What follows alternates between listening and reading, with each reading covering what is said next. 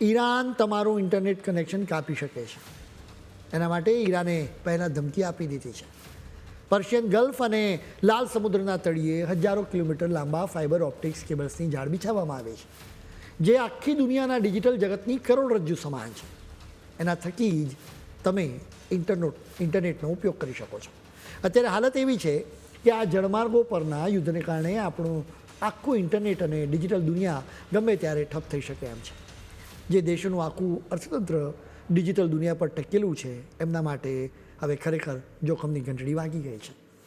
Asia, Africa અને યુરોપના તમામ દેશો એકબીજા સાથે જોડાયેલા રહેવા માટે લાલ સમુદ્ર અને હોર્મુઝની સામુદ્રધુનીમાંથી પસાર થતા ડેટા પર જ નિર્ભર હોય છે.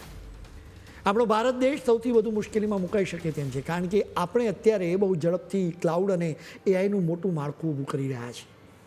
એઆઈ હબ બનવાનું ભારતનું જે સપનું છે એના માટેના વિશાળ ડેટા સેન્ટરો ગલ્ફ દેશોમાં આવેલા છે.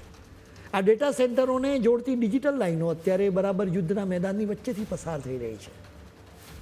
વિચારવા જેવી વાત એ છે કે જો આ દરિયાઈ રસ્તાઓ પર કંઈ પણ આડું અવળું થયું ને તો ભારતની વર્ષોની મહેનત અને આખું ડિજિટલ નેટવર્ક જોખમમાં આવી શકે. અત્યારે આપણી આ ડિજિટલ જીવાદોરી એવા રસ્તેથી પસાર થાય છે જ્યાં ગમે ત્યારે હુમલો થવાની પૂરી સંભાવનાઓ અને શક્યતાઓ છે. એટલે જ ચિંતાનો વિષય તો ચોક્કસ છે.